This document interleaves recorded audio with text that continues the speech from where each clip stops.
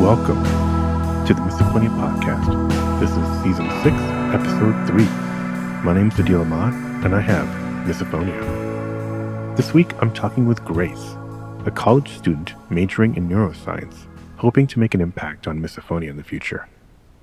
We talk about childhood trauma, dealing with high school and getting accommodations, the evolution of her parents' understanding of her miso, and the many dimensions of guilt and shame about her reactions and the way they affect those around us. Remember, you can reach me by email at hello@misophoniapodcast.com or find me on Instagram or Facebook at Misophonia Podcast and Twitter at Misophonia Show. I want to again thank the Patreon supporters. If you feel like contributing, patreon.com/Misophonia Podcast has all the levels available. And of course, one of the best free ways to support the show is leave a quick review or rating wherever you are listening to this podcast. All right, here's my conversation with Grace. Grace, welcome to the podcast. Good to have you here. Thank you. Thank you for having me. Yeah, so I always like to kind of get to know where people are located. You want to kind of share kind of where you are and maybe what you do? So I live in New York. I'm about an hour above the city. I go to school in Rhode Island, and I'm studying clinical neuroscience. Clinical neuroscience. Okay, great. And is that a grad school there, or doing? No, I'm a rising junior, so it's undergrad. Okay, gotcha. Okay, cool. And is it in person now, or is it still kind of virtual? It's probably back to in person, right? Yeah, it's in person. It's been in person for the past year. My freshman year was all virtual, and then some in person. Yeah. So clinical neuroscience, was part of that decision based on your experience with misophonia, or something that you were always interested in? Yeah, it was my misophonia. It was definitely the first thing that led me to it. Originally, I wanted to go into pharmacology because I wanted to find a medication for it. But I actually, looking more into pharmacy, I don't like the world of pharmacy, just like how big pharma works. I didn't really want to be a part of it. So I wanted to be more on the science side of it. You don't like marketing drugs to everybody? Yeah. But, yeah. They do some good stuff, but yeah, the whole marketing financial side is, sometimes don't want to look at how that stuff's done. Yeah. But okay, yeah, fascinating. This is really interesting. So you, it sounds like you put a lot of thought into it, going back to high school. Maybe let's just start at the beginning and just kind of like walk through your journey. How did this all start for you? When did you start noticing your symptoms? So my earliest memory was, so the way our school district works is up to 5th grade is elementary school. So you go to school later than the middle school and high schoolers. And I have 3 older siblings. So I remember going into 6th grade, I really didn't want to eat at the same time as my older sister because she ate her cereal without milk. And that's my earliest memory of it, and being no, I am not sitting there eating with her. And then I don't have another memory of it until about a year later. I had something traumatic happen in my life a few days before I turned 13. So when I eventually saw a psychologist, we think that it was kind of a trigger for it to get worse, I guess, because I think it was there before. It just wasn't nearly as severe. Because after that event occurred, everything started with sitting with my family at dinner. I couldn't sit there for more than 2 seconds without bawling my eyes out, plugging my ears. I would shove food down my throat just so I could leave the table as fast as I could. And I'm sure I've heard some of the other podcasts, it's very similar to everyone's what is wrong with you?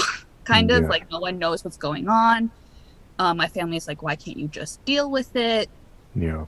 So that was the first probably 2 years were like that. And it was a gradual okay, I'm going to wear headphones during dinner. And then the visual triggers started. Yeah. So that didn't really help much. And then I started eating in a separate room, and that's been happening since I was 15. Yeah. Yeah, a lot of interesting things here because obviously, trauma comes up. But interesting that you noticed it about a year before. So, uh, yeah, I just had a conversation with another therapist kind of actually I have quite a few conversations now just trying to dig into like maybe is there a connection with trauma, but then, or is it something maybe epigenetic where there's something that makes you more, I don't know, susceptible? And maybe it sounds like maybe you noticed something early on, well, about a year before that maybe there's something there, and just like you said, maybe it just got kind of amplified when that event happened. When the cereal situation was it for that year? Was it just a one day that you noticed it, or was it kind of every time your sister had cereal, and it was just kind of specific to that one type of trigger?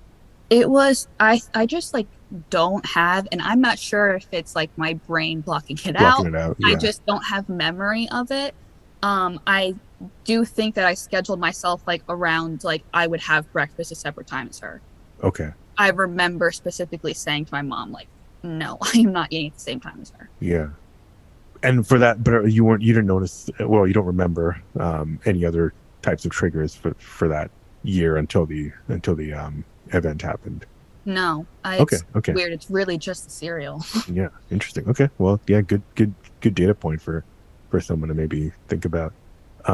Okay, so then yeah, so obviously, as you mentioned, like similar patterns then after uh visual triggers start to um take hold as well. And your parents' reaction around that time, was it helpful at all, or it sounds like it was the usual kind of pushback?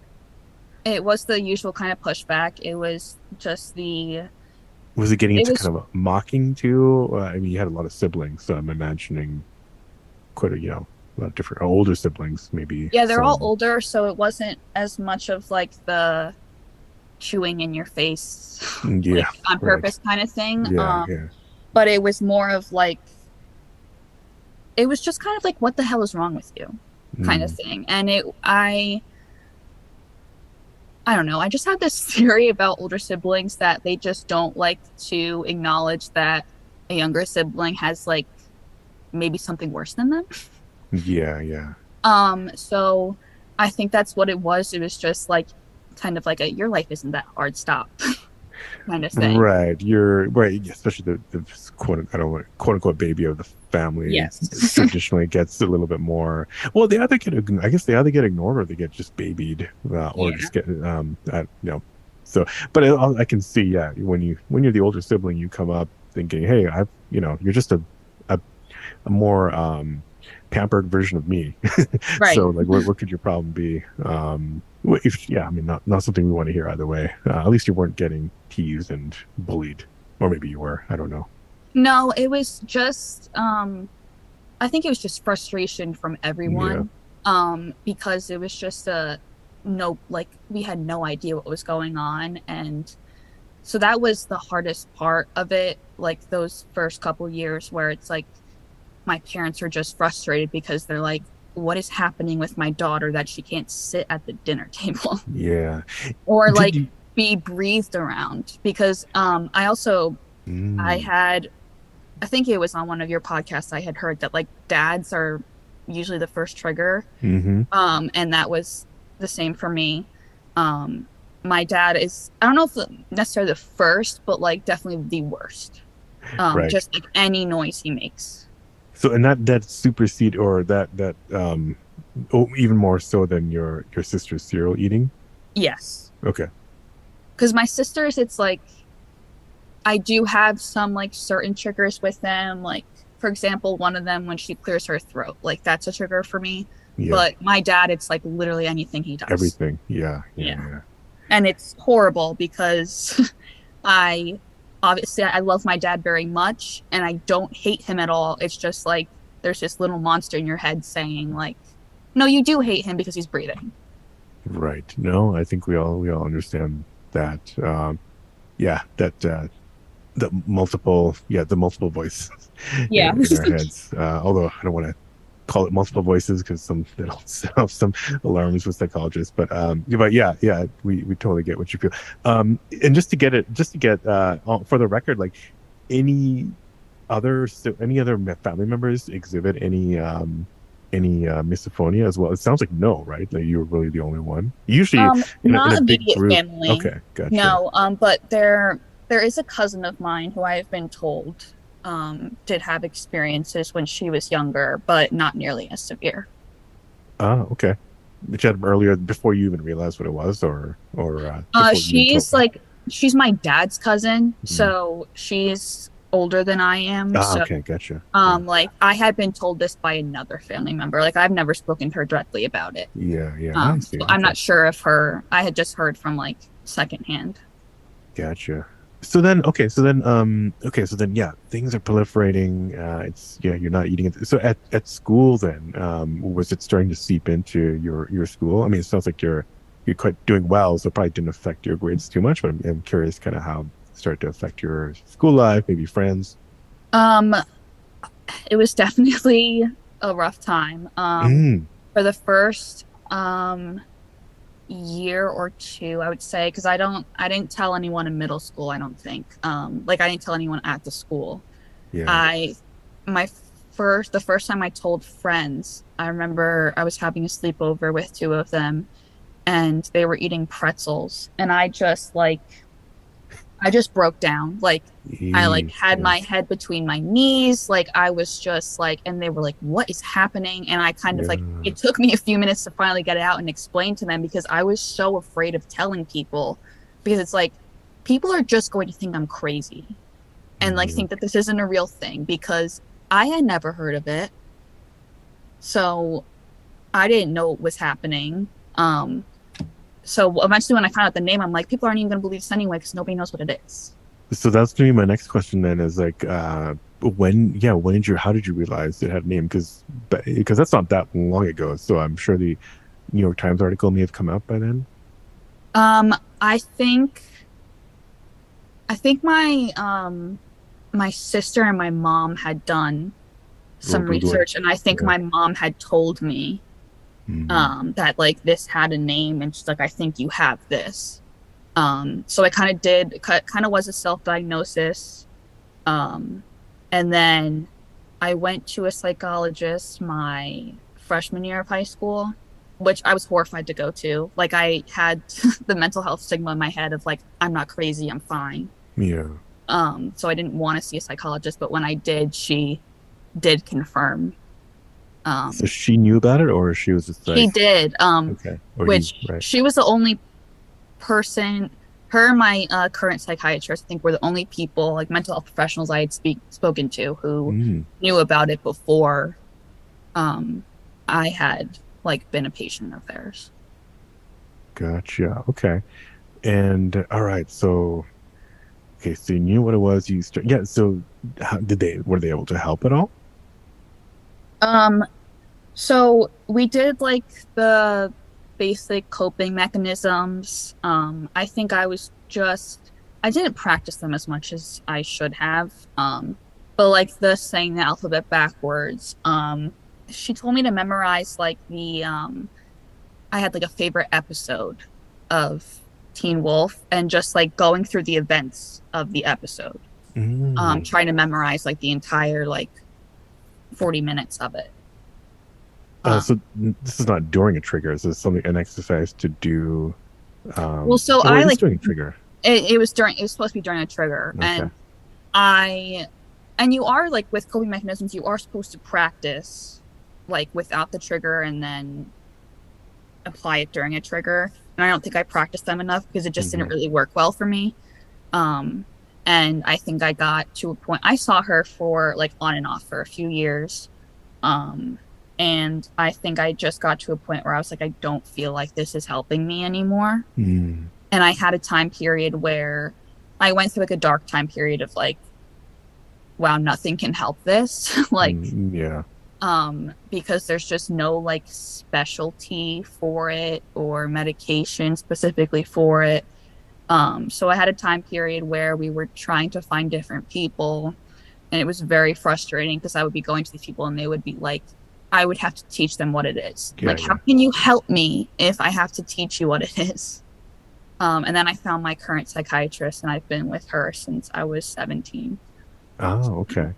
And just going back to those exercises, just for the record, also, Mhm. was the point of those to just kind of distract your mind? I guess Yeah, it was that's really supposed to one like thing. take it away. Yeah. Yeah. Okay. All right. But yeah, it didn't work or didn't practice. I mean, I hadn't heard of that particular type of thing. Yeah, I was wondering, did that come from maybe another um was that borrowed maybe from another condition that your psychologist decided to use something like that, or was that I'm something not that they sure. I'm actually not sure.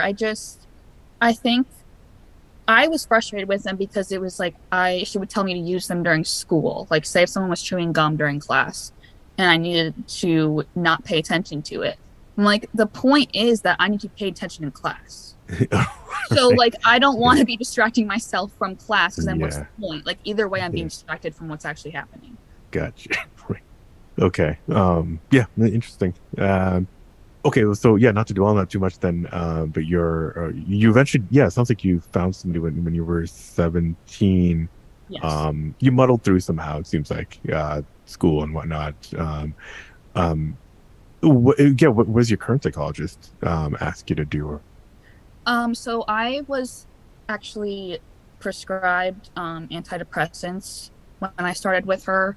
Um, for misophonia, so or was there a yeah, it was someone supposed to kind okay. of be like I was first prescribed Zoloft, so like Mm, that's like anxiety and depression. yeah. So because a lot of professionals kind of associate Misophonia with anxiety.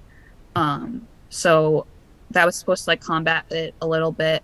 And I think it did work for a while. I don't know if it was really more of a placebo effect than it was anything else. Mm, But um it just over time just like numbed me mm, completely emotionally. It wasn't really helping my misophonia that much. It was just more of like complete numb. yeah. Wow. Okay. Yeah, I don't have much experience with those medications, but yeah, I've heard yeah, I can just kind of zap the emotion out, and some people are like, I almost kind of rather have the misophonia if I can just kind of like Yes. have Yeah. those feelings back. You just feel like a Well, really actually, I good think there's a whole musical about that called Next to Normal, but that's a digression. Um, so okay, so interesting. So then, so okay, you're 17, so you're also now, I mean, you're looking at colleges. So at some point around that time, you're like, hold on, I'm gonna go to school and solve this. So as you were looking at um, things to pursue, is this when you start to be like, I want to pursue this as kind of a career? Yeah, I was definitely, I think early high school, I was already thinking about that. That's when I was kind of more on the pharmacy track, I Yeah. think. Um, and then I had learned more about it, like I said before, and I just didn't really want to be a part of it. So then I found, because neuroscience just really isn't, it's not a prominent program at a lot of schools. So it was kind of hard to find schools Mm, actually that mm. had neuroscience. And my school, actually, my freshman year was the first year of the neuroscience program.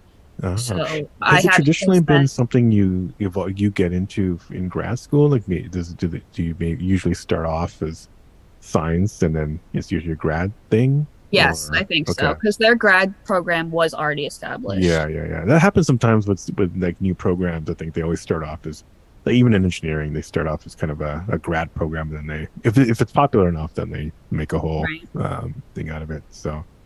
Anyways, another digression, but yeah. So and so when you were applying, did you mention misophonia? Because I know you have to write essays and all that business, but did you start to use that as a way to try to get in? Like That was my college essay actually, was okay, okay, Misophonia was, and it was kind of a long metaphor of like this tiny little monster in my head. yeah. Oh, so did you write a whole narrative about it, or you're just trying to describe it as It was just like me describing it. yeah, yeah, yeah. Interesting. Okay, yeah, might be an interesting read. I don't know if those things are things that people like to share. But I've never had to write that for engineering school in Canada. But that's super cool that you Mhm. obviously like organize your thoughts and what was the reaction? Did you get any feedback about it from the school, or was it just your acceptance letter? Not no, just the acceptance letter. I didn't Yeah. get anything back from the school. I remember because I took a college English class my senior year when we were writing the essays, and we did like peer review. And I Mm, remember one of my um, peers was going over mine, and he really thought that I did a good job of explaining something that people had no idea about. yeah. No, that's great. Okay. And and then I guess oh, and then yeah, maybe let's check back in with your family now. Like, as you're Mhm. uh as you went through obviously a bunch of so they're obviously somewhat supportive, but when they found out it had a name, they're taking you around to a bunch of psychologists. Like, have they I don't know, did their reactions kind of evolve over time as they realize that it's a real thing? Yes, very much so. I They definitely, once we found out there was a name, definitely went further on trying to help me. And it still took a while for there to be a complete understanding. Not that there will never be a complete understanding with Right. someone who can have it, We but don't even know. Right. just like more of an understanding of how life looks for me. And it's still hard, obviously, but it's the effort that I've seen like is genuinely heartwarming. It makes me very emotional sometimes. Like for Hmm. example, going into college, I needed a single dorm because I can't live with someone Yeah. like in the You don't have to same room. explain it to us. Yeah. Yeah, like obviously can't do that. So um when I applied for it, I had this meeting. It was just me and these people from my college on a Zoom, and they had basically told me like, no, you don't need it, like just wear noise canceling headphones, blah blah blah. And I'm like Oh, alone in this call, so I'm like, oh, okay. So I get off the call. I remember I go downstairs to my parents, I say what they said. They're immediately on the phone. They're getting on to like the office hours Zoom calls for the college. They're like doing everything they can because they know that I would not survive without a yeah. storm. So like that's just an example of like how much I know that they care about me and wanting me to live a life that isn't struggling every second. Yeah, that makes you emotional to listen to that. Yeah, that's great. Did you well, okay, then once you got into the well, actually, yeah, I mean, let's finish off high school. Did you get any accommodations ever in in high school? Were you I able to? did. Yeah. So I remember for a while I hadn't said anything, and then towards the end of my freshman year, I went to my guidance counselor and I kind of just like broke down Mm, because I had enough of like because I didn't tell anyone. It's not like I didn't tell my teachers before the accommodations. Like I just like, how do you explain this to yeah. someone and have them believe you? So like a couple of my friends knew, so like they knew not to chew gum around me in class, like, but Hmm. obviously not everyone knew. So it was really hard. I knew exactly where the gum chewer sat in each of my classes. Hmm. I knew who each one was. When they were absent, those were like the best days. Um, and so I eventually did go to my guidance counselor, and it was hard to get accommodations because no one had known what it was. But I eventually did get a 504. So I was able to leave class if I needed to, like without having to say anything. Like I could just walk out if I was triggered, and I would go to the guidance office. Um, and there were a lot of obstacles with that, especially with like testing. Standardized testing. I remember like my finals, they have like separate rooms for people with accommodations, and the proctors would be eating. And I'm like, Oh, like God. I'm literally in this accommodation room because of this problem. But I had later found out, like much later in high school, that my 504 like basically just said I had anxiety. Like they didn't clearly state my Hmm. misophonia. So I also had a really bad incident in my sophomore year. I was in class and I only had like 8 kids in this class, and we were doing a Socratic seminar. So there's only like 8 of us, and we're just like in a small circle. And I went to the bathroom real quick, and I come back, and 2 of my friends say to me, like, Grace, you're going to want to leave. Our teacher had just given like permission for one of the students to eat their lunch during that time. And it's like, there's only 8 of us. We're in this small circle talking. So I said to the teacher, like, listen, I have to go to guidance. And they said to me, do you really have to? And I was like, what? Yeah.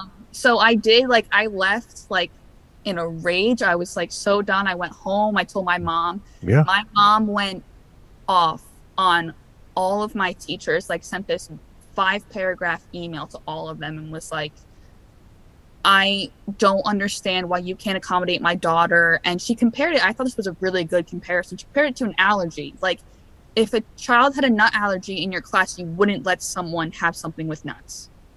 So I don't understand why you're letting this happen, because it's a danger to my health too. And people don't realize that, because it just drives your mental health to the ground. Yep. Yeah, you're right. People don't realize that yet. But yeah, we're a lot of us. Yeah, we're in the early innings of this whole thing, and it's I think you're right. It's when it gets roped in as anxiety, as kind of your 504 kind of stated as I was like, I kind of nodded along with that. I'm like, yeah, again, we're just kind of like shoved under the rug or roped in with something else that people have heard about. But I mean, yeah, that's great that at least your mom was, you have an advocate in your family. Yes, I do. And what the stuff that you're all doing has hopefully will kind of help the next person who comes through. That's what I'm hoping, is like, if someone goes to that guidance office and says something similar, they'll finally know what to do a little bit better than they had before. My guidance counselor was amazing. He did a great job with accommodating me. If I like left class and I just need to talk to someone, he was always there. And he had later on told me, like, I wish that I could have done more for you, because I saw the amount of pain that you were in. But he did a great job. And those teachers that initially, obviously didn't know what's going on and didn't treat it well, did they eventually come around? Did you ever hear about them or talk to them about the misophonia before you left? Yes, actually, right after that email was sent out, the teacher that had happened in their class had like responded to my mom, and like that's when we found out that that it wasn't clearly stated, because they had said, like, I didn't know that was what the issue was. Like, we're just told that it's like anxiety and sometimes she has to leave. Yeah. Okay. Do you want to? I want to eventually get to your column stuff too, but there's a bunch of here. Do you want to just for the listeners, just 504s have come up? Do you want to just kind of briefly describe real quick kind of what they are and how you went about getting one? So it's accommodations that the school has to apply to. It's kind of like a file that you have that is sent out to all of your teachers at the beginning of each year, describing what your situation is and what, not going into complete depth, but just what is needed to be done in order to accommodate the issues that you're facing, in order for you to be able to have an equal shot at an education as everyone else. And this is at the federal level, like this is the U.S. ADA. Yes. Okay. Yep. Yeah. Gotcha. So that when I went to my guidance counselor for it, I think, like, again, some of these time periods are just like completely blocked out from my brain, because I think they were just so horrible. But I think my parents had to come in, and we had like a meeting with someone at the school who like does all of the 504s. Like, they write it and send it out for it to be like made official. Gotcha. Okay. Interesting. And yeah, this one is for people who might be new. So when I said U.S. ADA is the American Disabilities Act, I think, and so it's something at the um, at the national government level that uh, gives people the right to get accommodations for their disabilities, and a lot of, well, I don't want to say a lot, but um, at schools you can use that to get accommodations through this what's called a 504 Mhm. plan in some cases. Cool. Did you hear about the? I'm wondering if you heard about that. I don't know if you heard about that recent lawsuit in Kentucky or Tennessee, I forget, where a high school student had sued her school for not providing accommodations. I think I had seen that on your Yeah, page. Yeah. yeah, gotcha. Yeah, I'm hoping to have the lawyer on at some point to talk about it. But yeah, that case unfortunately got thrown out at some point. I think so, for some procedural or jurisdictional reasons. I'm gonna have to talk to him again about that. But yeah, I mean that was a great attempt, and to try to get accommodations. I think she was in a very difficult situation. She was not getting the support that she, we all legally are entitled to. Right. Okay, so I think we've talked enough about high school stuff, and a little bit of college. So yeah, how's life been, and has this how's the program been? Have you been able to maybe bring up misophonia at all? Make any networking connections? Yeah, I'm curious how things are going now. Um, as far as Misophonia, the only thing that nothing really with the program I've been Mhm. able to do yet, 'cause it's just I've only been at like intro level stuff. Right. Yeah. So like nothing, I've really not haven't been able to do much. But during the pandemic, before I got into college, I looked up um who had got federal funding for Misophonia research, and Mhm. there was someone at Duke who had. So I reached out to her, just asked if there was like any way I couldn't be involved virtually or anything. And she did get back to me. She said that because of the pandemic, they can't have like anyone else on their project at that point. But I guess I kind of did get my name at least out there a little bit for Eastphonia. But I just, on more of a personal level, I try to spread awareness. Um, like I like I said, early high school, I used to be so afraid to say something, but you can meet someone on the street now and be like, yeah, I have this thing. Because people don't talk about it enough, like nearly enough. And I had, I've shared stuff on social media before, and I genuinely like don't want it to be this thing where people feel bad for me or feel like they can't like breathe or eat around me. It's more of a, if someone else has this, like I had people reach out to me after I posted about it and say like I didn't know this had a name, Yeah. and I didn't know that this was a real thing. Like my family has thought that I've been crazy this entire time. Right. And Right. like that's what I is important to me, is being able to get that out there. Yeah, I agree with you. I've thought of many times about, well, what are my goals for this podcast, and it's actually more, it's less, it's about awareness, but it's awareness, more for finding other people who might not know it has a name and are just kind of suffering in silence. Right.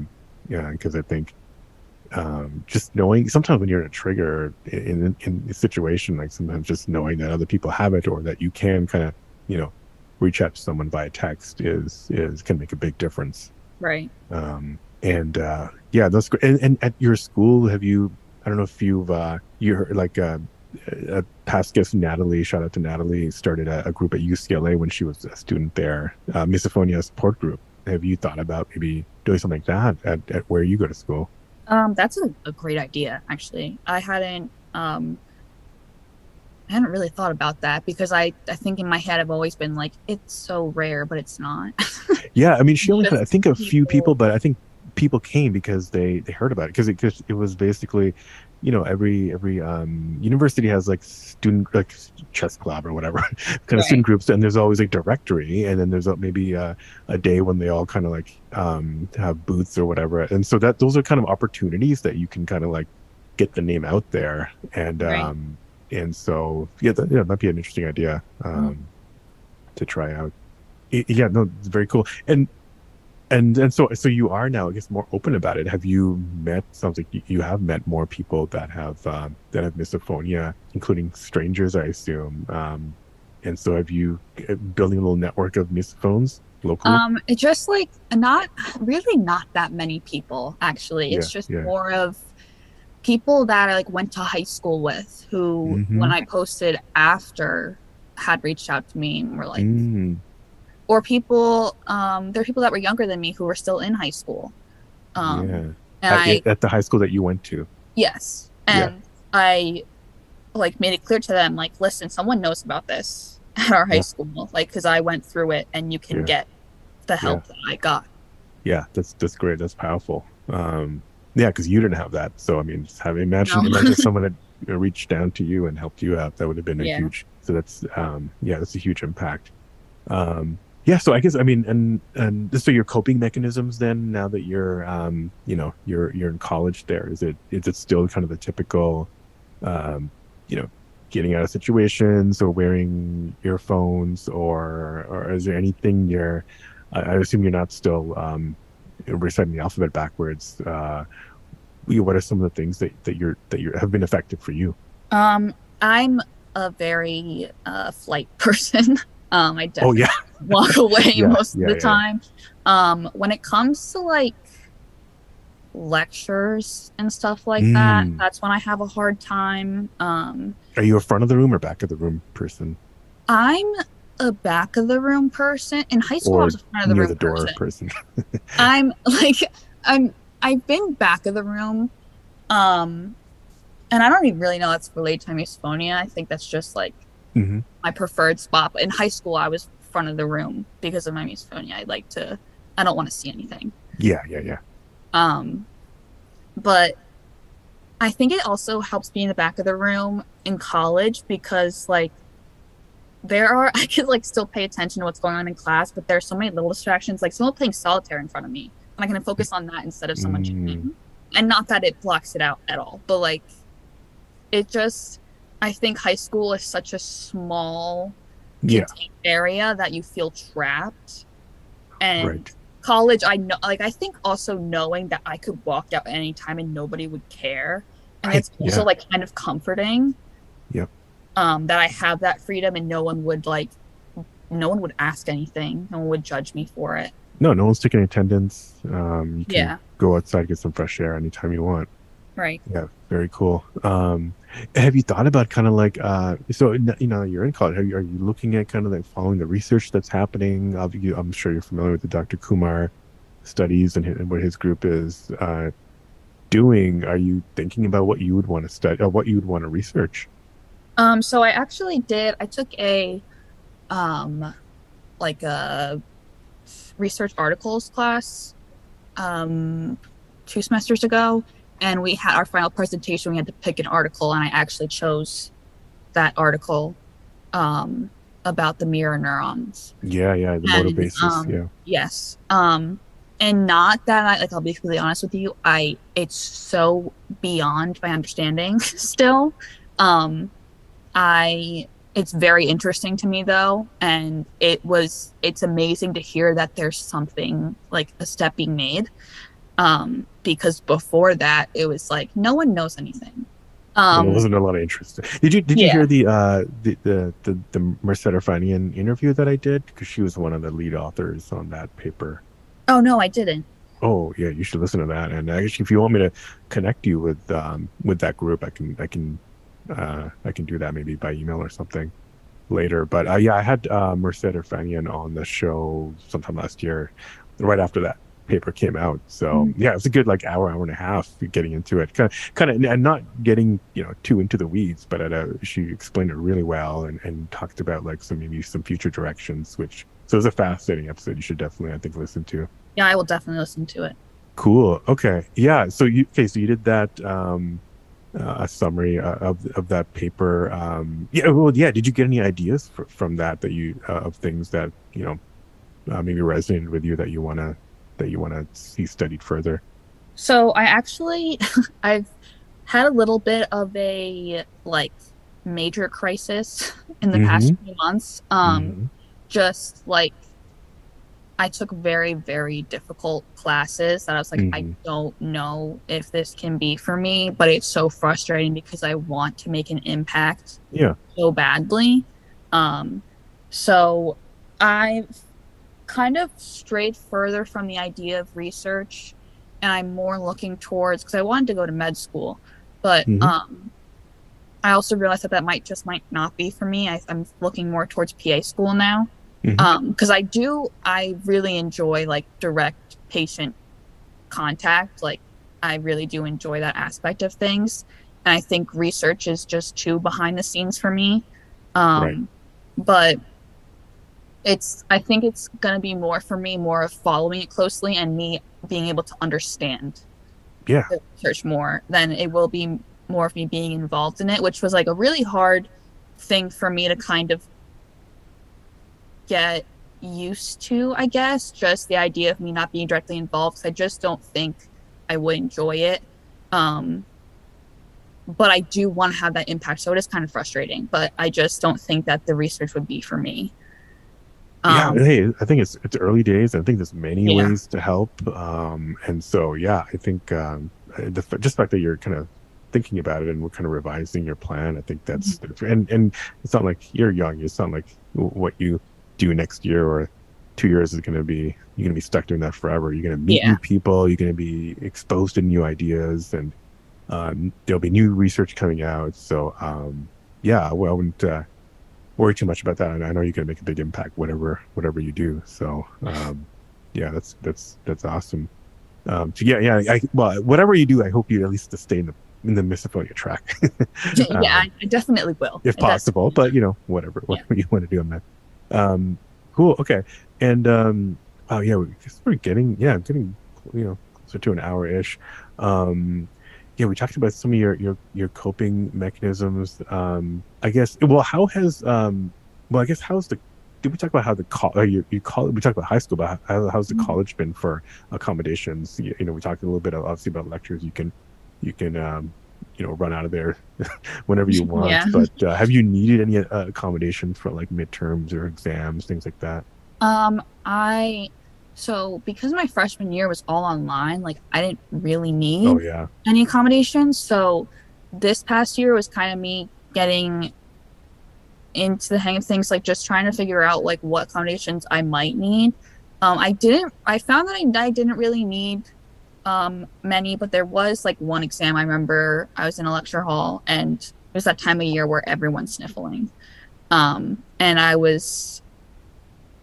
don't know if I would have done better on the test if it weren't for that, but that was when I kind of realized like, oh, I really should try to find accommodations. But by the Hmm. time like that was like towards the end of this past semester, so by the time that I had realized that, it was just kind of like too Hmm. late to do it for Yeah. that semester. So I'm definitely planning on doing something for the fall to see if I can get um like separate room accommodation or something like that. And I think college is much more flexible with like you being more specific about it. Like what your specific needs are. I've heard that they're good with like if you need to be completely alone, you can be completely alone. Because high school was just like you're thrown into a room with everyone who has accommodations. Yeah, it should be more flexible. There's just a lot more rooms available, Right. and but I think in college, I think people have heard a lot of different things. They get people from everywhere. Yeah. Uh, okay, interesting. Um, yeah, no, hopefully that all works out. And going back to your family a little bit. So it sounds like your mom's kind of been a big advocate. Your dad was kind of your biggest trigger. How is kind of like how's he been dealing with all this? Um, it's kind of hard to tell. Because I think when it comes to misophonia, everyone's kind of focused on how I'm feeling. Hmm. In the beginning, I don't think it was nearly as much like that. It was kind of like, oh, this is annoying for everyone. Um, but now it's definitely more about me, so I don't really hear much about how everyone else deals with it because I Hmm. do know that it is a huge thing. And for a very long time, I did have like very dark thoughts of like, wow, this would be so much easier like this house would be so much easier if I weren't here because they wouldn't have to like worry about literally breathing. Um, Oh, okay, okay, yeah. and so that was just like It's that so was a coming hard from maybe time. a sense of guilt. Yes. Yeah, Okay. been a lot of guilt because um it's just like I forgot. I had read this article recently and it was very, very well written. About it was written by some Misophonia. One of the lines was something like, "How do you hate your father for breathing?" Hmm. And it was just like that one hit like it just the way she worded it like really hit me. Um, because it is that feeling of like, why do I hate someone for being like for making a noise? Hmm. Um, so I know that it has definitely affected him. Um, and as I got older, um I try to make it clear that that's my misophonia and it's not me. Yeah, yeah. Wondering if because yeah. I mean, it's funny. It's interesting. Well, I don't know if it's interesting, but there's many layers to it. There's obviously the misophonia, then there's the guilt on your side, the guilt maybe Right. on his side, or and then there's all these corollaries. Uh, do you get a sense for is he able to kind of like understand that it's not really in our control and it's not a personal thing? Definitely that was definitely a gradual Yeah, yeah, thing. yeah, But now definitely yes. It is like very understood that this is something out of my control.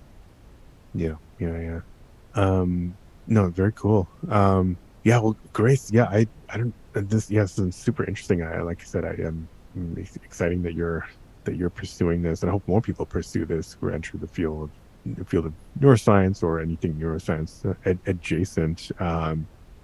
Anything else you want to share, whether it's tips or any stories you've had in the past of successes or failures?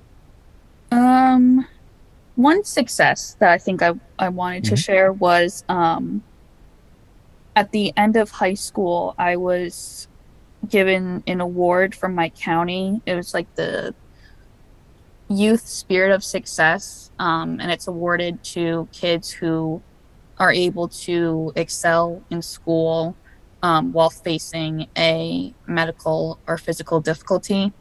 And I had been nominated by someone at my school. I'm not sure who it was. I think I know who it was, but like I'm not told.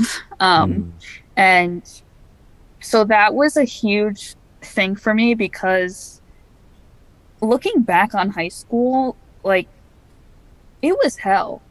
It was definitely hell with misophonia. Every day was there was a different noise that made it harder for me to focus in class. And it was also just like embarrassing when you walk out. Like there would be days where I was crying and it mm. was just like I would just be walking out and I'm like, no one knows why I'm walking out and just crying for like no reason. Um, Would they come up and at least try to support you, or was it just like everyone's doing their own thing and you're standing there crying? it was so in school, once I got the accommodation, was like if I started to get upset, like I would leave. So the people in the guidance office like started to know me and not even I don't even know if all of them necessarily knew what my issue was, but it was Mm, they had an understanding. yeah. Like when I came into the office. And if I was like very, very upset, I would talk to someone. Um, I also at like the end of high school started speaking with the school psychologist too. She was very helpful. Like if I could just go to her when I was like genuinely like physically upset. Hmm. Um, but being, I think it was just a very, very different experience being acknowledged for it because it's something so invisible and just like being told like, hey, you did a good job getting through this Yeah, that because must have been overwhelmingly a good feeling. it was because Yeah. I never thought that um anyone would kind of acknowledge it besides like people who were close to me and knew everything. But getting it from an outside perspective Yeah. was like, wow, this is and I'm not like I really don't mean to like toot my own horn, but it No, you just deserve it. Yeah. like I was top 10 in my class. Like Mm-hmm. I did very well academically, but that took a lot, like Mm-hmm. a lot of work because of what was going on in my head during that time that no one else saw. Yeah.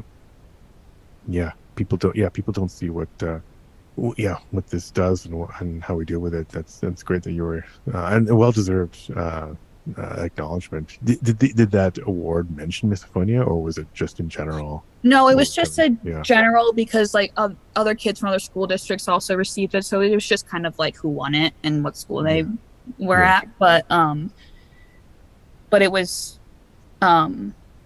it was really good to get that. yeah. Because I just Well, think that from an outside perspective, it's just kind of like, why is she crying?